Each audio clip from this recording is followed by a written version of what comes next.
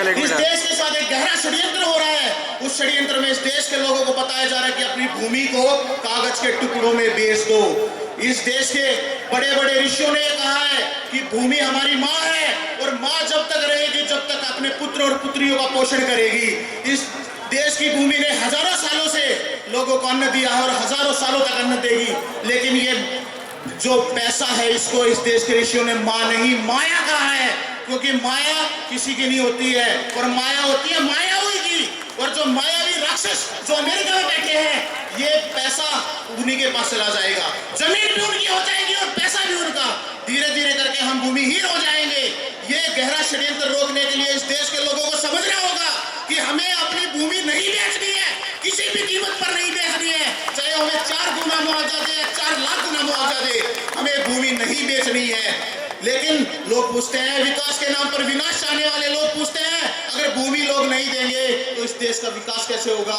इस देश के लिए भूमि की जरूरत है विकास के लिए। तो मैं कहता हूं सरकार के पास आज भी लाखों एकड़ भूमि पड़ी है और यहाँ भूमिहीन किसान भी बैठे हुए हैं। उनकी पिछले कई सालों से मांग है कि वो भूमि ऐसे ही पड़ी है, अगर वो किसानों में भूमिहीनों में दे दी जाए तो उससे कुछ फसल पैदा होगी। इस देश का विकास तभी होगा। क्या इस देश का विकास सिर्फ यहाँ बड़ी बड़ी कंपनियों को ला देने से होगा? नहीं, इस देश का विकास लोगों को, किसानों को उनका अधिकार देने से होगा। वही सच्चा जन कल्याण है। लेकिन इस देश की सरकार को समझना चाहिए, अगर वो इस बात को आगे नहीं बढ़ाती तो इस देश के नौजवान तैयार हैं लड़ने के लिए। आप जानते होंगे कि अन्ना जी महाराष्ट्र से, महाराष्ट्र में एक महान संत और हुए आचार्य विनोबा जी ने कहा कि इस देश के भूमिहीन लोगों को भूमि चाहिए। पहले तो उन्होंने सोचा सरकार से मांगा जाए, लेकिन उन्होंने सोचा एक बार देश की जनता से ही क्यों ना मांग लिया जाए। तो देखते देखते इस देश की जनता ने भूदान का आंदोलन ही खड़ा कर दिया।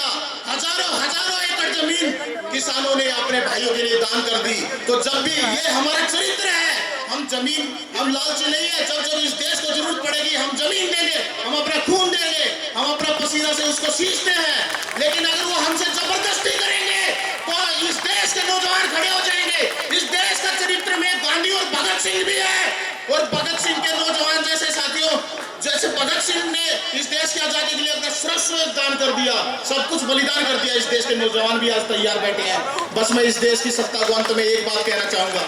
अन्ना जी एक बात कहते हैं, ये हमारे सेवक हैं, शासक नहीं, लेकिन ये राजा बनना चाह रहे हैं, किंग बनना चाह रहे हैं। तो मैं इनको यही कहूंगा, इस देश के सेवक हो, इस देश के सेवक हो, कोशिश मत करो कि बन जाओगे किंग। समझ जाओ, इस देश के हर घर में पैदा हो गए हैं राजगुरु सुखदेव और भगत सिंह।